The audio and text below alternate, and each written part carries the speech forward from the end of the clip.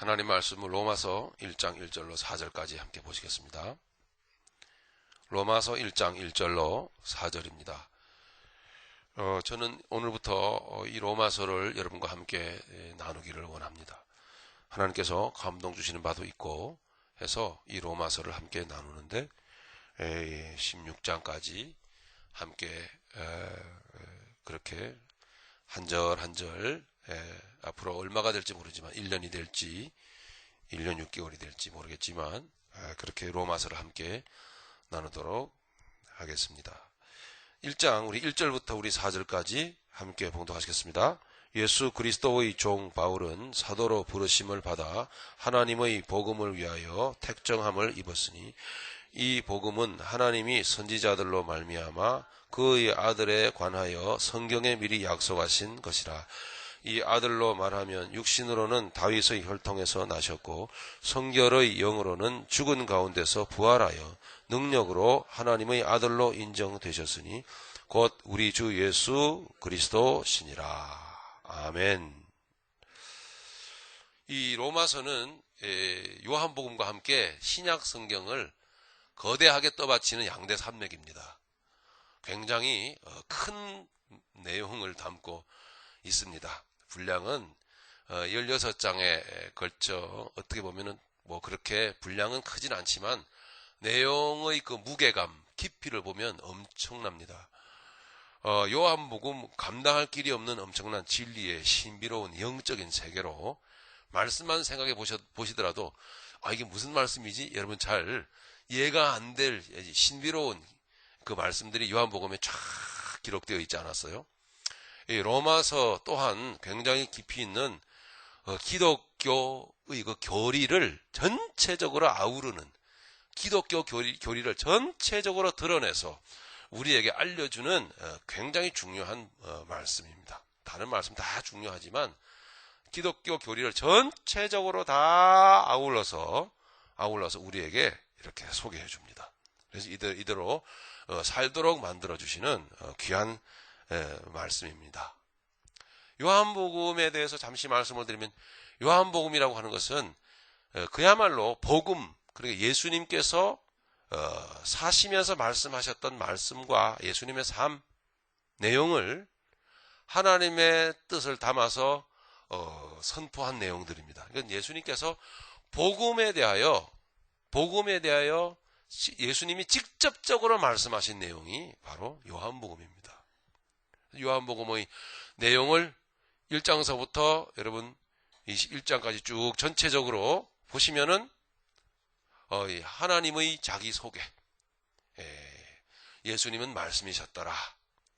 하나님께서 놀랍게도 말씀이신 그분을 세상에 보내셨더라. 그분이 곧 육체로 세상에 계셨더라 하는 것입니다. 그렇게 하나님을 소개하는 겁니다. 하나님을 우리는 알 수가 없습니다. 절대로 우리는 모릅니다. 세상 모든 사람들이 하나님을 알 수 있을까요? 모릅니다. 하나님을 알 수 있는 방법은 한 가지도 없습니다. 오직 예수 그리스도를 통해서만 하나님을 알 수 있다라고 요한복음은 선포하고 있습니다. 즉 말씀을 통해서 더군다나 복음서를 통해서 하나님을 알려고 하지 않는 불신자들은 그러므로 그 안에 영이 있기 때문에 영의 어떤 갈구에 따라서 저마다 어떤 신령한 세계를 사모하고 영적인 세계를 사모하고 신적인 존재를 하긴 하는데 하나님을 예수를 통해서 알려고 하지 않기 때문에 하나님을 돌로 만들고 하나님을 동물로 만들고 하나님을 자연으로 만들고 여러 가지 몸부림을 치는 겁니다. 그런데 그것은 하나님이 아닙니다. 아무리 애를 써도 하나님을 만날 수가 없습니다. 그런 것들을 다 치워놓고 묵상들을 합니다. 명상들을 합니다. 그래도 하나님을 만날 수가 없습니다. 오직 예수 그리스도를 통해서만 하나님을 만나게 된다 하는 것을 요한복음에서 말씀하고 있습니다. 예수님을 통해서 우리는 하나님을 알게 되는 겁니다. 하나님은 이렇게 소개되었는데 그러니까 하나님은 이 세상에 살아가는 모든 사람들의 무슨 문제를 바라보고 계셨다는 것입니까? 예수 그분이 세상에 오셔서 하시는 일을 마태복음 1장에는 그는 저희 죄에서 구원할 자이심이로라. 할렐루야. 그래서 하나님은 죄의 문제를 주목하고 계셨더라 하는 이야기죠. 죄의 문제를 해결하시기 위한 것이 하나님의 목적이셨다라는 이야기입니다. 하나님은 우리의 병도 고쳐주시고 하나님은 이적과 기사도 보여주시고 하나님 모든 일들을 다 많이 하실 수 있는데 그런 일들을 지금도 하실 수 있고 또 하십니다. 자, 캐나다를 한 8일 동안 다녀왔는데요. 조금 춥더라고요. 여기보다는 추워서 여기에 우리 지금 이 캘리포니아나 LA 주변 카운티 분위기는 신종플루에 대해서 어떤 반응이 있는지는 잘 모르겠어요. 그래도 조금 아직 안전 불감증이지 않나. 저희만 봐도 그거 맞을 생각도 안 하고 있습니다. 있는데 거기는 굉장히 공포가 심해요. 근데 애들 조금만 열이 나는데 학교 안 가고요. 그다음에 직장에서 오지 말라 그런대요. 오지 말라. 월급 줄 테니까 오지 말라.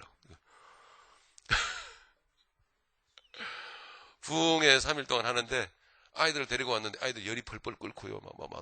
다시 시름시름 죽어가요. 맞았는데도 안 된대요. 그럼 어떡하냐고. LA에서 신령한 목사님 왔다고요. 기도해달라는데 하나도 안 신령한데 주여 나 참 좋습니까. 여러분 그런 입장 돼보면 여러분 목사 안 되는 게 천만다행인 줄 아세요? 적어도 여러분들한테는 누가 기도해달라고 그런 사람 없잖아요. 특별하게. 주님 어쩌면 좋습니까? 이건 내 마음대로 되는 게 아니고 믿음도 약한데 기도했어요. 주님께서 하시지. 믿음 주시고 확신 주셔가지고 다 손을 얹고 막 기도했어요. 그래서 죄의 문제부터 주님 이 어린아이의 죄를 용서하십시오. 그리고 구원하여 주세요. 부모는 부모이고 아이는 아이대로 영혼 구원받아야 합니다. 그리고 필요하시면 하나님 이 아이에게 믿음 되기 위하여 이것도 주님께서 치료하실 수 있으니 치료해 주십시오.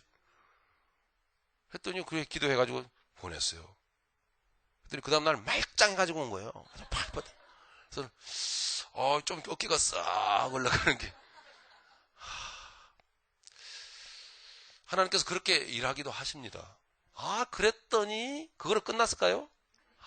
골치가 아파지는데 목사님 나도 하면서 또 이렇게 아이가 이렇게 열이 나가지고 이렇게 신종플루예요. 기도했는데 주님이 치료해 주셨어요. 그건 1시간 만에요. 깨끗해졌어요. 그건 뒤집어졌습니다. 여러분들의 기도의 지원이 얼마나 실감나게 느껴졌는지 몰라요. 정말 저는 덜덜덜덜 떨리고 이거 제가 고치는 것도 아니고 주님 이 사람들의 믿음은 이렇게 다가오는데 이거 안 되면 또 실망해서 어떡하지요? 걱정이 안에서 주님께서 알아서 하실 일인데 주님 합당하시오면 해서 기도했는데 그래서 신종플루 걸린 사람 2사람이 나왔습니다. 그래서 저기 딴 데 가지 마시고 다음 주부터 한번 우리 그래서 그래가지고 또 장사가 되면 또 이게 문제가 되겠죠. 장사가 그렇게 좀 보고 비슷하게 여러분에게 좀 말씀을 드리게 됐네요. 그래서 참으로 이제 그 수준에서 그렇게 사모하는 사람들은 확실히 도전도 되고요. 그렇게 하게 하시더라고요. 근데 여러분 믿음의 수준은 그렇게 보여줘야지 또 믿고 그럴 수준은 아니기 때문에 또 안 고쳐줘요. 잘도 피해가죠? 아니, 하나님이 하시는 거니까 그래요. 그러니까, 그렇게 다 하나님을 하시는데 목적은 뭐죠? 영혼 문제를 목적 삼고 하시는 겁니다. 병 고쳐봐야 또 걸리면 또 걸리죠, 그거. 증거도 주시고, 그지요? 믿음의 확신도 주시고. 이러신 분이구나. 세상 모든 천지 만물을 지배하시는 분이 바로 예수님이시다라는 것을 가르쳐 주시는 거지요. 그러니 이제 그분이 목적하신 바 나는 너희의 죄를 사하려고 왔다. 그리고 십자가 짊어졌다. 이것을 이제는 그 목적을 가지고 바로 따라가야 한다는 것입니다.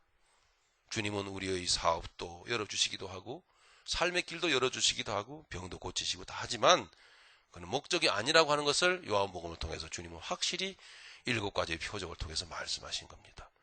아직도 여러분 그 바른 올바른 목적을 여러분 상실한 채 그저 현실의 문제만 급급해가지고 현실의 문제 해결받기 위해서 여러분 달려가시는 분 혹시 계십니까? 하나님은 하십니다. 하지만 하나님은 그와 같은 우리의 얄팍한 속셈에 속아 넘어가시는 분도 아니고 이용당하시는 분이 아닌 것을 예수님이 친히 성전 꼭대기에서 뛰어내려봐 너 할 수 있잖아. 주님은 안 하셨습니다. 인간적으로 얼마나 하고 싶었겠습니까? 솔직히 아니 인간이란 이놈아 내가 할 줄 모를 줄 알아? 여러분 그런 마음 있잖아요. 그죠?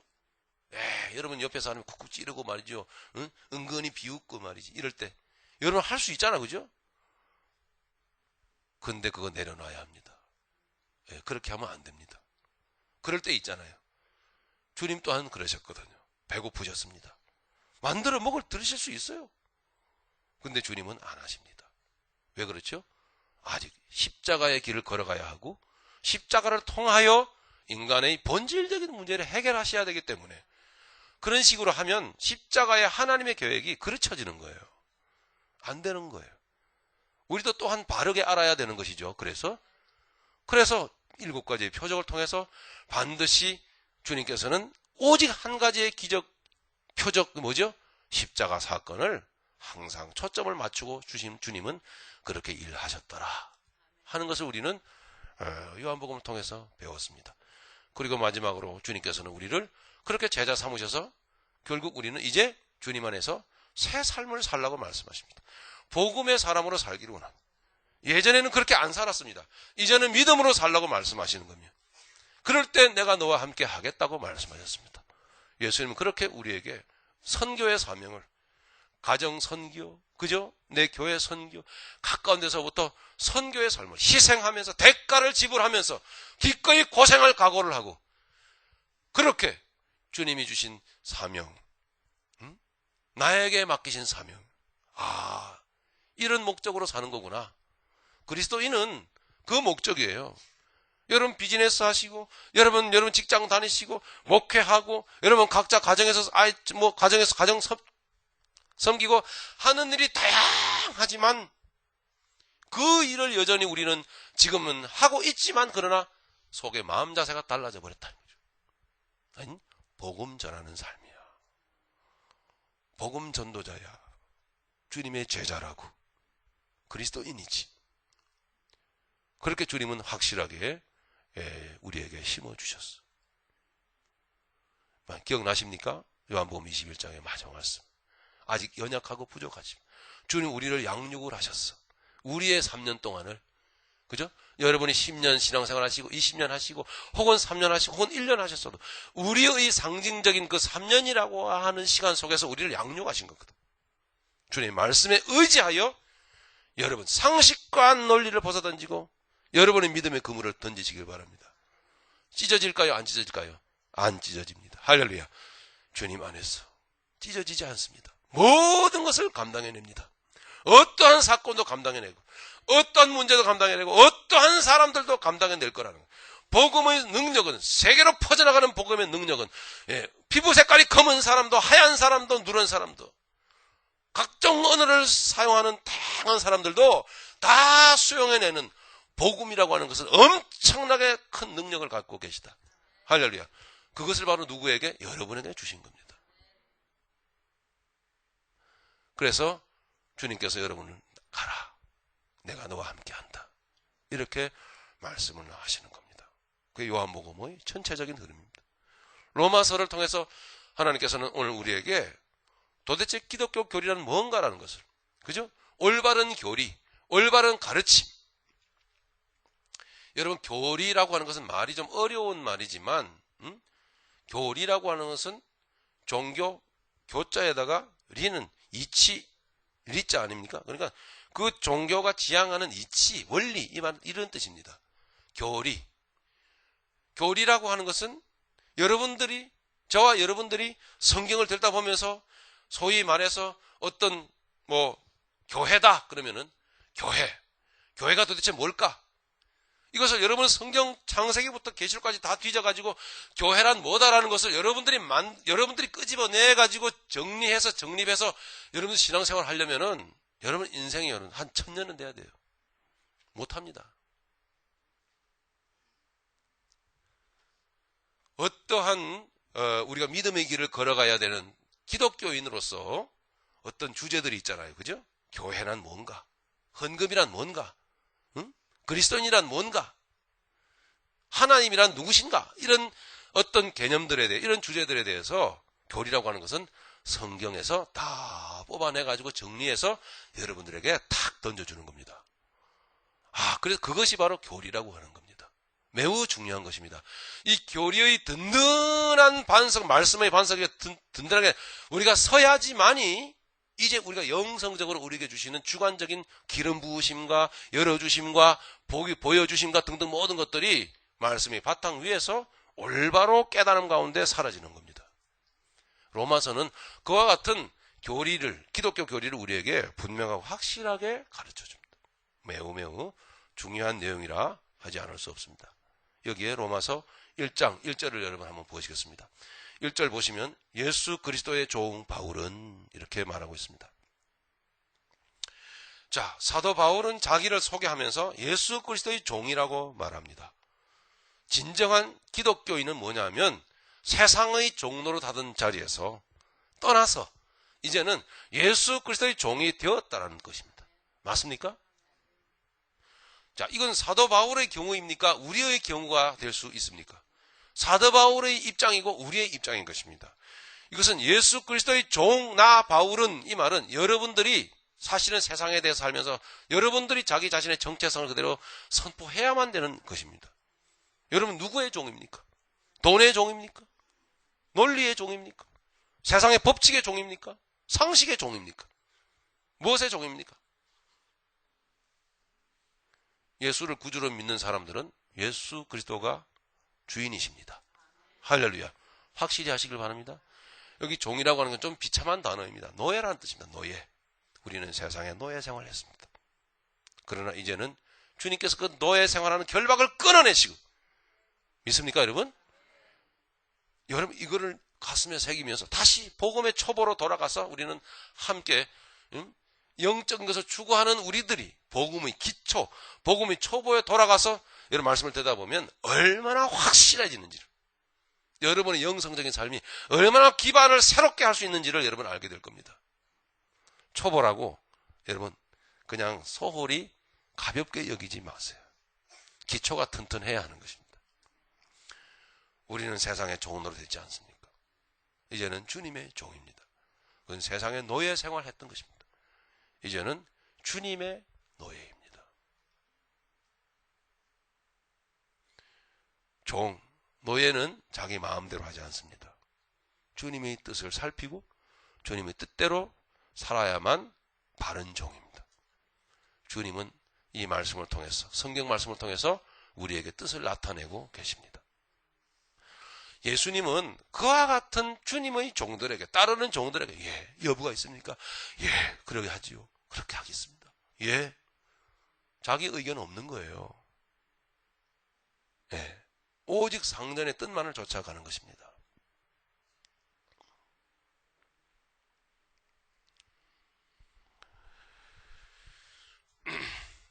말씀드렸다시피 세상의 종되었던 삶이라고 하는 게 얼마나 고통스럽고 근심, 걱정, 염려에 짓눌리고 상처와 아픔 속에서 살 수밖에 없는지를, 결국 세상에 종되어서 산다라고 하는 것은 그 인간 존재의 그 삶의 그 현실을 말하는 거거든요. 존재의 현실. 근데 표면적으로 보면은 종이 아니고 뭐죠? 주인이잖아요. 그죠? 내가 주인이 돼서 막 세상을 살잖아요. 그죠? 한번 벌어서 살아보겠노라고 막 몸부림을 치고 애를 쓰고 막. 그게 사실 본질적으로 들여다보면 노예 생활인 거예요. 그것이. 자, 넘어가겠습니다. 우리가 예전에는 그렇게 살았었더라는 이야기입니다. 그러나 이제는 예수를 믿게 된 우리들은 이제는 그렇게 사는 사람들이 아니다라는 이야기죠. 자, 이 절대적인 확실한 이런 하나님의 그 말씀 가운데서 우리는 자기 자신의 삶의 현실을 돌아보길 바랍니다. 진정한 예수의 종입니까? 맞습니까? 여러분의 중심에 누가 주인 되어 계십니까? 내 중심에 예수 그리스도께서 주인 되신 그 느낌이 확실해야 될 줄로 믿습니다. 그렇게 되도록 하십시다. 네, 연약할 수도 있겠죠. 부족할 수 있습니다. 그렇게 되도록. 네. 부흥의 첫째 날 말씀을 전했는데요. 야, 성도들이 눈빛이 퍼쩍퍼쩍 하면서 막 살아나는 게 보여요. 그래서 그러니까 도전이 되는 거예요. 도전이. 제 육신의 감정에 어떤 감정이 싹 올라오냐면, 야, 이번 부흥회 되겠다. 제대로 한번 해봐야지 하면서 오른쪽 어깨가 싹 올라가더라고요. 느낌이. 야, 삽시간에 자기가 주인이 싹. 예. 근데 감사한 것은 그걸 느낀다는 거거든요. 안다라는 거죠. 그래서 어깨를 낮춰라. 그래서 제가 홈에 홈페이지에 글을 올렸습니다. 여러분들의 목회자를 위하여 기도하는 기도의 그 중심이 얼마나 대단한지를 제가 느끼겠다. 정말 여러분들께서 주님만이 역사하시도록 기도하신 덕에 참 그렇게 주님께서 그렇게 역사하셨어. 안 그러면 안 보입니다. 삽시간에 자기가 주인 되어버립니다. 어떻게든지 히트 쳐보려고, 그죠? 최종적으로 3일째 되는 나는 완전히 말로 홈런을 날려가지고, 예? 그냥 그런 특별한 존재가 한번 되어 보려고 하는 심리가 이 안에서 역사하지 않겠습니까? 그 은혜를 나누는 그 자리에서도, 그 상황 속에서도 그렇게 육신이라고 하는 것은 이렇게 그 머리를 쳐들고 올라오는 것을 느꼈습니다. 야, 조심해야겠더라고요. 또 거기서 한몫 거두는 그런 어떤 흐름들이 있잖아요. 뭐죠? 아이고 목사님, 점심 때는 제가 이러면서, 저녁 때는 뭐 우리 집으로 오죠. 이러면서 그 한몫 그런 게 거둡니다. 그러고 싶겠지만은 거기에 이제 보면 뭐 거의 뭐 그냥 그 국가 원수가 온 것인 마냥, 예? 해가지고 뭐 가면은 집에 가면은 뭐 문 밖에 나와가지고 뭐 허리를 90도로 뭐 저라고 뭐 오셨습니까 하고 뭐 드시지요 이러면서 뭐 상석에 앉으라 그러고, 야, 그런 모든 것들이 불편해요. 사실 불편해. 하나님 다 보고 계시지만 하나님은 저 멀리 계시고 여러분들이 보는 것 같아갖고, 목사님 그러면 안 되는데 여러분들이 아주 망원경 끼고 딱 보는 것 같아가지고, 우리 교인들 다 보고 있는데 일부러 마음으로부터 내려앉고 그래서 애를 썼습니다. 정말 여러분 정말 감사합니다. 주님께서 홀로 영광 받으시고 내용들은 뭐 다 그게 성경 말씀이 아니라 이 구구절절히 얘기할 시간은 없습니다. 그렇게 참 주님이 붙드셔가지고 그렇게 주님께서 영광 받으시고, 그래서 참 성공이라고 할까요? 잘 감당을 하고 감당이 되어진 것 같아요. 그처럼 우리는 예수 그리스도의 종인 겁니다. 노예인 거예요. 그런데 신비롭게도 여러분 아시지만 예수의 노예가 됐는데 세상의 노예가 되었던 것과는 완전히 다른 판으로 이 심령이 부여하고 자유하고 행복하더라 이 말입니다. 맞습니까? 그게 여러분 틀린 점입니다. 노예가 뭐가 그렇게 행복합니까? 종살이가 뭐가 그렇게 행복해요? 전혀 안 행복하죠. 여전히 노예인데 주인만 바뀌었어요. 주인이 완전히 바뀌어버렸어. 그 주인은 얼마나 우리를 신실하게 자유케 하고 행복하게 하시는지 몰라. 그 주인 앞에 절절절절 매고 어쩔 줄을 몰라 하고 매고 그렇게 무릎을 꿇고 절절 매고 그러는데도 이 심령은 뭐예요? 윽박지름을 당하고 막 공격을 당하는 그런 스트레스가 아니라 이상하게 절절 매는데도 좋습니다. 신비롭죠? 우리가 그렇게 입장이 바뀌었습니다. 할렐루야. 너무나 놀랍습니다. 예수 그리스도의 종, 바로 여러분들의 정체성을 말하고 있습니다. 이거는 우리가 주님 앞에서의 우리의 정체성을 말합니다.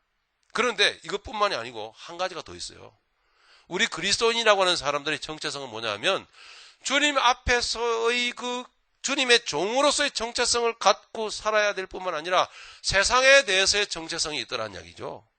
그것이 바로 뭐냐면 사도입니다. 사도. 예. 사도 직분을 모든 그리스도인은 받은 거예요. 사도는 없지만 사도적인 그런 중심이요. 사도적인 어떤 직분을 우리에게 주신 거예요. 전부 다. 제자가 바로 그런 뜻 아닙니까? 그래서 세상에 대하여 우리의 정체성은 뭐냐면 제자들입니다. 예, 사도성을 갖고 주님으로부터 보내심을 받은 자로서의 의식을 갖고 사는 자들이 바로 믿는 사람들이더라. 그래서 사도 바울은 이렇게 두 가지를 다 동시에 말하고 있는 것입니다. 말씀 보시겠습니다. 예수 그리스도의 종 바울은 사도로 부르심을 받아. 사도로 부르심을 받아. 주님께서 우리를 이제 제자로 불렀습니다. 그래서 제자로 양육을 하시고 그리고서는 자 이제 세상으로 보내시는 것 아닙니까? 그죠? 세상으로 보내실 때에 가정이라든가 우리 교회라든가 우리 직장이라든가 사업의 현장 모든 삶 가운데서 어떤 정체성을 가지고 가야죠? 제자로서. 응? 사도적인 응? 나는 12사도는 아닙니다만은 사도적인 어떤 심장을 갖고 가야만 하는 입장이 되었단 말입니다. 아직 나는 제자로서 그렇게 준비가 안 되었습니다. 하더라도 어차피 여러분들은 예수를 믿은 여러분들, 아니 구원받은 여러분들은 제자로서의 부르심이 있다라는 것을 여러분 명심하십시오. 모든 일들이 이제는 상황이 바뀌어야만 합니다. 그럴 때에 마태복음 28장 여러분 마지막 말씀 아시죠? 예? 볼지어다 내가 하늘과 땅에 속한 모든 권세를 내게 하나님이 내게 주셨으니 주님은 여러분들에게 말합니다. 너희는 가서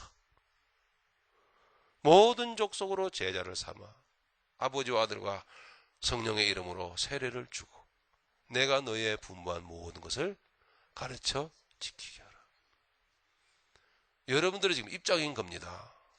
자녀들을 대할 때 잘 하셔야 합니다. 잊지 마시고. 남편과 아내를 대할 때 잘 하셔야 합니다. 여러분들의 선교 대상입니다. 전부 다. 교회에서 여러분 지체들을 대할 때 잘 하시기 바랍니다. 정체성을 잃어버리지 말고 잘 하시는 말입니다. 사회에 나가서 사실 때 마찬가지입니다. 그리스도인의 삶을 보호하시는 주님이십니다. 어떻게 보호하시는가 하면 그렇게 바른 정체성을 갖고 사실 때에 주님이 보호하시고 인도하시는 거예요. 주님은 물론 하나님은 언제나 우리가 순종을 잘하든 불순종을 하든 우리가 영적으로 살든 육적으로 살든 간에 하나님께서는 아버지 되신 하나님은 여러분들을 놓지 않으십니다. 네. 성경의 창세기 보니까 야곱이라고 하는 사람이 복 좋은 줄 알아가지고 하여튼 복 좋은 줄 알았어요. 그 사람이. 응? 그건 사람이야. 그 인간이. 복 좋은 줄 알아가지고 그냥 복을 가로채버렸어요. 도둑질한 겁니다. 응? 복 받는 건 좋았는데 수단이 틀려먹었어요. 방식이 틀려먹은 거죠. 그걸 하나님이 뜯어 고치기 위해서 야곱을 이제 훈련의 시간을 내보니 20년 동안의 훈련을 출발을 시키잖아요. 도망을 갑니다. 삼촌 집으로 갑니다. 거기서 시간을 보냅니다. 자, 야곱은 도망을 간 겁니다. 형 에서의 칼이 무서워가지고 도망을 간 겁니다. 뭐 하나님 인도 따라 간 거 아니에요. 그런데 하나님은 그에게서 눈길을 한번 떼지 아니하시고 주시하시면서 그를 인도해 가셨더라. 할렐루야. 이 하나님을 여러분 의지하시기 바랍니다. 거기에 여러분 이제는 한 가지 더 확실하게 아셔야 될 게 알고 가셔야 될게요. 나는 아직 그렇게 제자로 부름을 받았지만 제자로서 살기에는 너무나 부족해. 연약한 부분이 너무나 많아. 응? 그럴지라도 여러분 내가 이렇게 그렇게 제자로서 내가 양육받아 가야만 한다는 사실을 여러분 꼭 기억하셔야 돼요. 그런 의식을 가지고 동서남북 사방팔방 어디든지 여러분 행하시기 바랍니다. 아무것도 모르고 자기 머리를 써가면서 도망을 간 야곱도 하나님께서 그렇게 지키고 인도하셔서 결국은 하나님이 그를 이스라엘로 세우셨는데요. 바로 알고 순종하며 따라가기를 원하는 마음으로 그렇게 가는 사람들을 주님께서 그렇게 보호하고 인도하신다는 것을 한 발자국 더 나아가 삶으로 반드시 보여주십니다.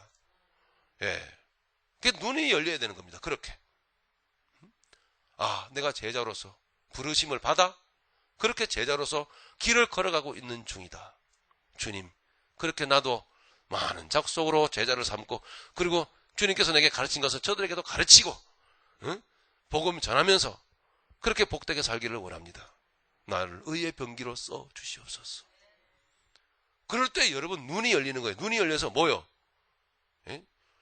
주님께서 어떻게 사람을 나에게 붙이시고 주님께서 어떻게 길을 열어가시고 주님께서 지금 어떤 뜻으로 지금 내 앞서 내 삶의 계획 시간표를 짜고 그 시간표대로 행하고 계신지를 보게 한단 말입니다. 그게 보여야 돼요. 지나온 날들을 돌이켜보시고 현재를 보시고 미래를 여러분 상상해 보세요. 믿음 안에서. 하고 계시지 않습니까? 일하고 계시지 않나요? 그래서 우리는 세상에 대해서 이 사도 바울과 같이 사도로 부르심을 받았다. 분명한 여러분 정체성을 기억하셔야만 됩니다. 부르심을 받아 말씀 봅니다. 자, 그러면은 목적이 뭡니까? 그렇죠? 예수 그리스도의 종이 되었고 사도로 부르심을 받은 사람들의 목적은 뭐죠? 복음을 위하여. 분명하죠? 복음을 위하여 택정함을 입었으니. 복음을 위하여 택정함을 입었으니. 제가 요한복음과 지금 로마서를 두 가지를 묶어서 말씀을 여러분에게 전하고 있는데요. 이 두 가지를 공통적으로 하나로 딱 묶어놓으면 단어 한 가지로 여러분에게 말씀을 던져드릴 수 있습니다. 그게 뭘까요? 바로 믿음입니다. 믿음. 믿음이라고 하는 겁니다. 믿음. 네. 믿음이란 도대체 뭔가? 이렇게 믿음이라고 하는 단어로 여러분에게 이제 도전을 던지시는 거거든요. 결국 믿음이라고 하는 것은 믿음을 한번 다양하게 주시는 대로 정의 내려 보겠습니다. 믿음이라고 하는 것은 여러분 예전에 없던 것이 생긴 겁니다. 맞습니까? 믿음이란 여러분 예수 안 믿을 때도 있었습니까? 그거는 자기 신념이죠. 예? 나는 할 수 있어. 그건 자기 신념이지. 응? 여러분 믿음이라고 하는 것은 그런 오해하시는 분들이 있는데요. 여러분 오해와 착각을 완전히 여러분 보따리에 묶어서 쓰레기통에 집어넣으셔야 돼요. 믿음이라고 하는 것은 말씀하신 대로 이 산이 들려가지고 저 바다에 빠치어라. 예수 이름으로 야! 이건 믿음 아니에요. 그걸 말하는 게 아니라고요. 그건 신념이죠. 예수님은 그런 식으로 예수님 이름을 써먹으라고 하신 적이 없어요. 믿음은 뭡니까? 고린도후서 13장 우리가 믿음의 핵심 우리가 함께 나눴죠. 믿음은 예수님께서 약하셔가지고 이 세상에서 약한 그러니까 죄를 짊어지시고 그리고 그 다음 단계로 십자가에 올라가시고 죽으시고 부활의 능력을 입으셨으니 이게 믿음의 객관적인 근거거든요. 그 다음에 뭐라고 기록되어 있죠? 그러므로 너희도 할렐루야 너희도 그렇게 약함으로 죄를 깨닫고 우리가 지금 죄인으로서 그리고선 그 다음에 다음 단계로 주님 하신 그대로 십자가로 올라가고 그 다음 단계로 성령이 역사하시고 그 다음 단계로 부활의 놀라운 기쁨의 삶을 날마다 누리고 할렐루야 그 영적으로 역사하는 그게 우리 안에 역사되어지는 것 우리가 그걸 알고 사모하는 것 그것이 믿음인 겁니다. 하나님 예수님이 그런 이적과 기적을 보여주신 것은 그런 믿음이 본질적으로 우리에게 있도록 하시기 위해서 육신적인 것만 바라보는 눈밖에는 없는 우리에게 그런 이적과 기적을 보여주신 거예요.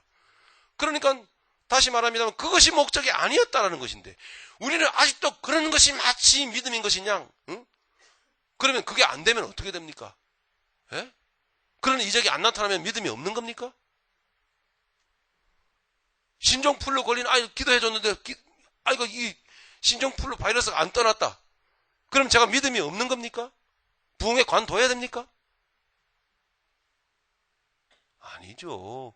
하나님이 필요에 따라서 그에게 하실 일이고, 할렐루야. 그것이 목적이 아니기 때문에 제가 상처받을 이유도 없고 눌릴 이유도 없는 겁니다. 하나님이 하시는 겁니다. 믿음이라고 하는 것은 내가 그리스도와 함께 십자가에 못 박혔나니 이제는 내가 산 것이 아니요 내 안에 그리스도께서 사신 것이라. 이제 내가 육체 가운데 사는 것은 나를 사랑하사 나를 살리신 예수 그리스도를 믿는 믿음 가운데서 사는 것이라. 할렐루야. 믿음. 오늘날 기독교 안에 보면요, 믿음의 정의도 제대로 모르고 믿음 생활을 한다고 사는 사람들이 수두룩. 요한복음과 로마서는 그 믿음을 확실하게 우리에게 말씀하고 있습니다. 그러므로 믿음이라고 하는 것은 예전에 없던 것이 지금 있는 것입니다. 할렐루야. 새 것입니다. 전에 없던 것이 있는 게 믿음입니다. 믿음은 땅에서는 없습니다. 믿음은 하늘에 있는 것입니다. 하늘에 있던 것이 땅에 내려온 겁니다. 그게 믿음입니다. 소중한 겁니다. 지금 로마서는 그 믿음을 1장서부터 16장까지 계속해서 믿음을 해석해내고 있는 겁니다. 믿음을 분해해내고 있는 겁니다. 믿음이란 도대체 뭐냐? 그렇죠? 다시 말씀 들어갑니다. 그래서 사도로 부르심을 받아 하나님의 복음을 위하여 인생의 분명한 그리스도인의 분명한 목적을 말씀하고 있는 것입니다. 택정함을 입었으니 그래서 하나님 여러분을 택하신 겁니다. 네. 그렇게 이렇게 로마서 1장 1절 같이 사라져야 그래야 볼지어다 내가 세상 끝날까지 가끔 너희와 함께 하리라. 그 아니라 미안합니다. 가끔 이렇게 눈을 지그시 감고 계신 분이 있어서 주무시는지 깊은 묵상으로 들어가셨는지 몰라갖고 영역이 제가 부족해가지고 자꾸 그래서 그러다 그런 분들은 꼭 보면 가끔 내가 너희와 함께 하리라 그러면 아멘 그러거든요. 참 짓궂어요. 저도 보면 죄송합니다. 볼지어다 내가 세상 끝날까지 항상 너희와 함께 하리라. 할렐루야. 함께하고 계십니다. 자, 어떻게 택정함을 입었는지를 우리가 알기를 바랍니다. 자, 2절로 가겠습니다. 이 복음을 이제 소개하잖아요. 이 복음은 하나님이 선지자들로 말미암아 그의 아들에 관하여 성경이 미리 약속하신 것이라. 자, 복음의 주체는, 복음의 핵심은 뭡니까? 사람입니까? 하나님입니까? 하나님이십니다. 그러니까 즉 복음의 핵심이라고 하는 것은, 믿음의 핵심이라고 하는 것은 뭡니까? 사람이 잘 되는 것입니까? 사람이 영적으로 변하는 겁니까? 사람이 영적으로 성숙하는 겁니까? 아닙니다. 그것도. 복음의 핵심은, 믿음의 핵심은 하나님의 영광을 받으시는 겁니다. 이걸 바로 아셔야 돼요. 그래서 여기에 주어가 뭐죠? 하나님이 그러잖아요. 하나님이 주어가 되십니다. 하나님이. 오늘날 이 설교 가운데 하나님이 영광을 받고 계시는지 여러분 잘 보세요. 오늘날 우리 교회 가운데 하나님이, 복음의 핵심인 하나님이 영광을 받고 계신지, 하나님이 결정권자로 계신지. 복음의 주체는 하나님이시라고요. 사람이 아니에요. 이 복음은 하나님이 선지자들로 말미암아 그의 아들에 관하여 성경에 미리 약속하신 것이라. 자, 그러니까 구약 성경을, 지금 여기서 말하는 성경, 구약 성경을 말하고 있습니다. 구약 성경 전체가 지금 누구에 대하여 말하고 온 것이다라는 것을 분명히 밝혀주고 있지 않습니까? 감사하죠? 구약 성경 전체는 바로 예수 그리스도를 밝혀주고 있는 것입니다. 예수님을 말씀하고 있는 거예요. 예수님을. 네. 그래서 구약 성경은 율법이 아니고 복음인 겁니다. 예. 구약 성경은요, 신비롭게도 재미있어요. 그래서 이게 비밀스럽게 감춰져 있는 것이 이렇게 영의 눈을 열고 말씀의 눈을 열고 들어보면 보이거든요.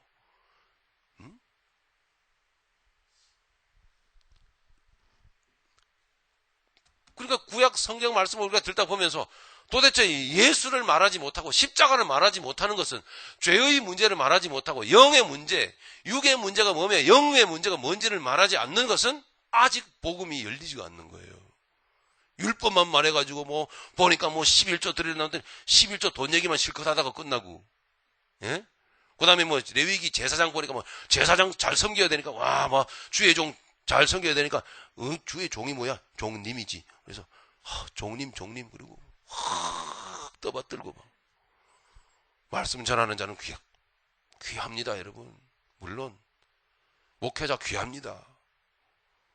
하지만 우리 모두가 제사장으로 부름을 받았다는 사실을 기억하십시오. 예. 그거는 구약 성경에서, 레위기에서 예를 들어서 제사장, 그렇게 말씀하는 것은 곧 누가 거기에서 주체적으로 등장하셔야 됩니까? 예수님이요, 하나님이요. 하나님이 거기에서 주체적으로 등장하셔가지고 결국은 예수님이 어떻게 완전하게 드러나셔가지고 영광을 받으셔야 되고 예수님의 뜻이 드러나야만 되는 겁니다. 잘 이해하십시오, 여러분. 성경을 괜히 읽다 보면요, 이게 이상한 데로 빠져가지고, 예? 예수 그리스도는 십자가는 생명의 길은 온데간데도 없고 이상한 변방으로 주변 이야기로 그냥 흘러버리고 맙니다. 여기에 말씀에 그렇게 말하고 있지 않습니다. 이 복음은 성경이 미리 말하여진 것인데 그 미리 말하여진 그분은 곧 예수 그리스도셨다 하는 겁니다. 좀 극단적인 말이지만 구약 성경의 말씀을 여러분 들으실 때 거기에서 그 말씀 가운데서 예수 그리스도의 구원, 구속사가 분명히 여러분 나오지 않으면 듣지 마세요. 다 여러분 들을 게 하나도 없어요. 그건 여러분 이미 주어 되시는, 주인 되시는, 핵심 되시는 예수님을 빠뜨려 놓고서는 하는 인간적인 말에 불과한 거예요.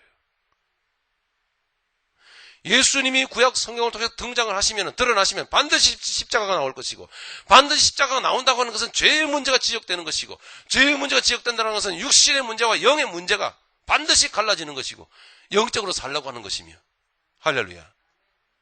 분명히 우리가 복음에 합당하게 살기를 원하시는 하나님의 뜻이 나타날 수밖에 없는 겁니다. 3절로 넘어가겠습니다. 자, 이제는 그 아들을 말씀하고 있습니다. 3절. 이 아들로 말하면 예수님이시죠? 육신으로는 다윗의 혈통에서 나셨고 성결의 영으로는 죽은 자 가운데서 부활하여 능력으로 하나님의 아들로 인정되셨으니 곧 우리 주 예수 그리스도시니라. 그러니 모든 생명의 말씀이, 설교가, 우리의 신앙이 다 예수 그리스도로 시작돼야 되고, 예수 그리스도로 우리가 서로 교제해야 되고, 예수 그리스도 안에서 우리의 삶이 서로 나누어져야 되고, 또 예수 그리스도 안에서 결론적인 삶이 사라져야만 될 줄로 믿습니다.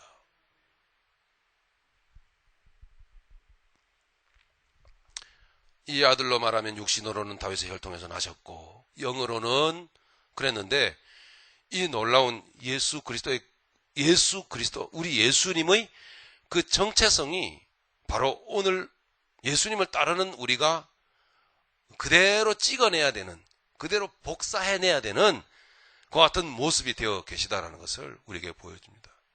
우리 또한 하나님의 뜻 가운데서 육체적으로는 여러분 다 세상에 그렇게 김씨, 이씨, 정씨, 최씨, 박씨 다양하게 여러분 살고 계십니다. 육신적으로는 그래요.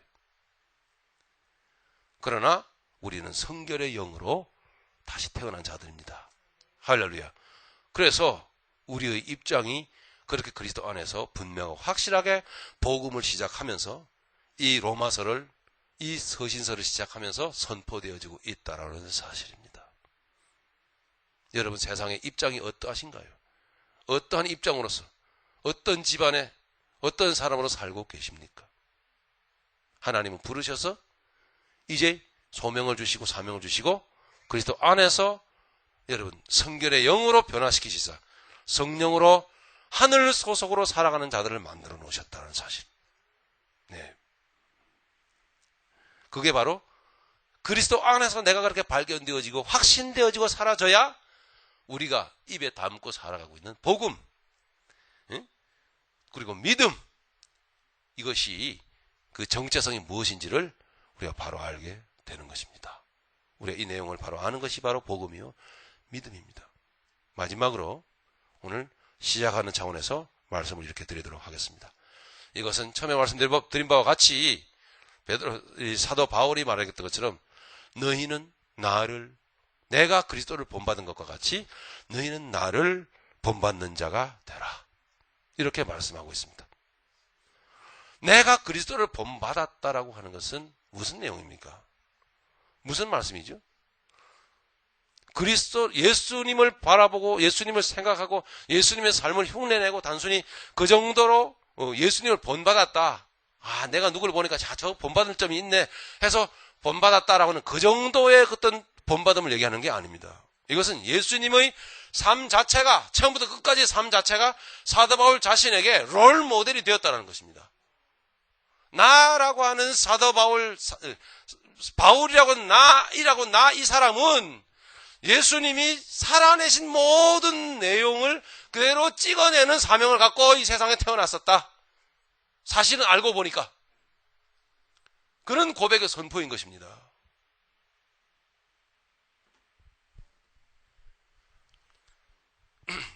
사도 바울이 우리에게 말합니다. 내가 그랬던 것 같이 너희도 나를 본받는 자 되라. 이 말은 사도 바울이 조금 공부를 많이 한 부분이 그래서 참 나도 본받아야지. 사도 바울이 복음 들고 천지사방으로 돌아 그거 본받아야지.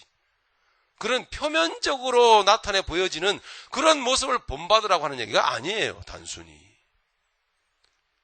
내가 예수 그리스도를 본받은 것과 같이라고 하는 것은 예수님이 세상에 요셉의 아들로 태어나셔가지고 세상을 그렇게 사람의 모습으로 그렇게 수고하며 사셨으며 소명을 받아서 예수님이 성령의 능력을 받아서 예수님이 공생애를 감당을 하셨으며 십자가를 진 것 같이 그리고 그 부활의 영광까지 경험한 것 같이 똑같이 나도 그리스도 안에서 내 인간 나라고 하는 사람 자체가 그렇게 실질적인 내면의 그 모든 상황들이 예수님과 똑같아야만 한다라고 하는 것을 선포를 하는 거예요. 복음 무겁죠. 그런데 그게 사실인 것을 어떡합니까? 여러분 지금 예수님을 그렇게 찍어내고 있습니까? 예수님을 여러분 도장을 찍고 있습니까? 도장을 쾅 찍어보니까 이게 예수더라. 예수님이 살아낸 인생이시더라. 삶이시더라. 그게 내 인생 그대로 지금 나타나고 있더라. 되고 있습니까? 이것이 복음입니다. 복음은 하찮은 게 아닙니다. 복음은 영성하는 사람들이 초보적인 것이라고 비웃을 것이 아닙니다. 복음이야말로 의미심장한 무거운 영적인 부담감과 무게로 우리에게 와지는 겁니다. 그러나 그리스도인들은 그것을 알고 갑니다. 비밀한 기쁨을 알고 주여 황송하게도 나에게 이러한 영적인 부담을 주십니까? 걸어가기를 원합니다. 할렐루야. 걸어가는 것입니다. 사도 바울이 말했습니다. 너희도 나를 본받아라. 우리 말씀 잡고 우리 마치도록 하겠습니다. 고린도 전서 11장이었습니다. 한번 찾아보겠습니다. 고린도 전서 11장.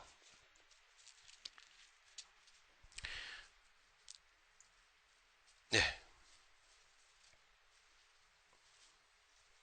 같이 11장 1절 같이 읽겠습니다. 시작. 내가 그리스도를 본받는 자 된 것 같이 너희는 나를 본받는 자 되라. 아멘. 그 영어로 보려니까 follow my example. 그죠? example이요. 내 example이요. Follow my example as I follow the example of Christ. 완전히 example인 거예요. 그냥 그대로 샘플을 보여주신 거란 말입니다. 예.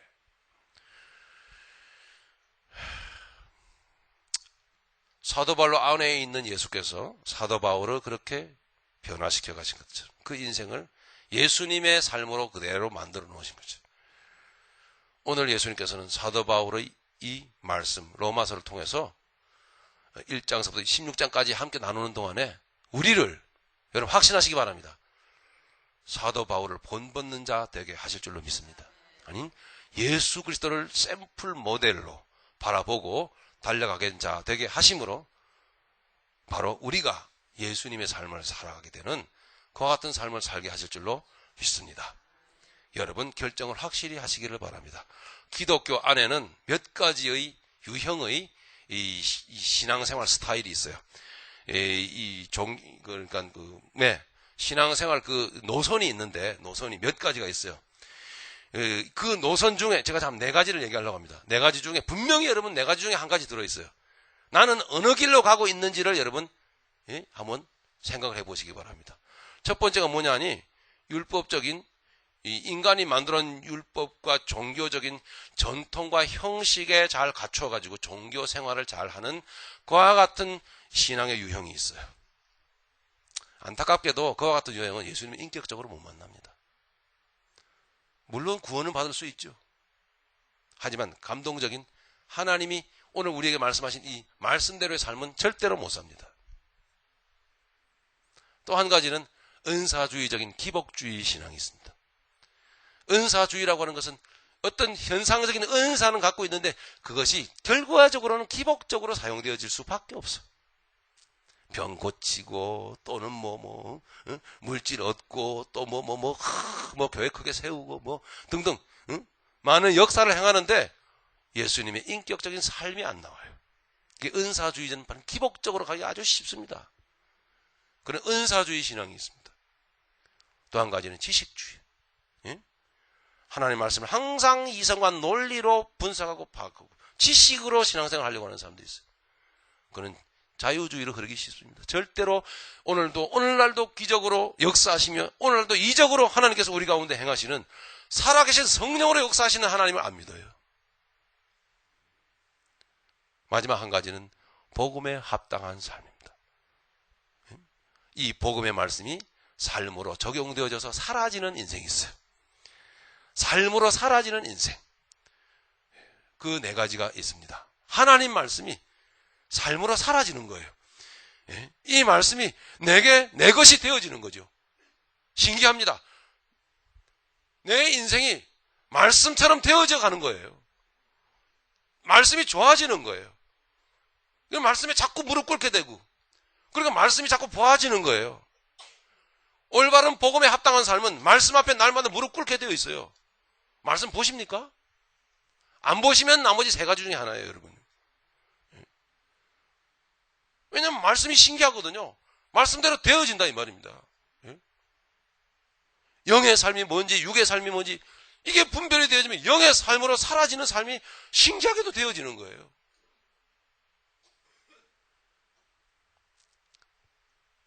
하나님의 복음의 이 생명의 말씀이 내 삶 가운데 실제적으로 적용되어져서 나타나지는 그래서 말씀대로 사라지는 삶이 있습니다. 그것은 왜 말씀대로 사라질까요? 예수님이 성령 안에서 인격적으로 역사되어지기 때문입니다. 감동, 감격. 그와 같은 신앙생활 스타일이 있습니다. 그런 신앙생활은 굉장히 사람이 예뻐집니다, 여러분. 이 복음이라고 하는 게 아주 클리어한 뭔가가 있어요. 근데 맑게 해주고요. 확신을 줘요. 은혜는 삶 가운데서 살면서 받는데 교회에 와가지고 말씀을 들으면 분명하게 그 삶이 맞다라고 하는 것을 확신을 도장을 찍어줘요. 그게 여러분 복음의 삶인 거예요. 교회 와서는 확신을 얻고 가는 거예요. 은혜 받는 게 아니에요. 몇 번 말씀드렸잖아요. 교회 와서 은혜 받는 게 아니에요. 은혜는 어디에? 생활 속에서 순종하면서 사라지는 삶 가운데 뭉클뭉클 은혜는 다 받아요.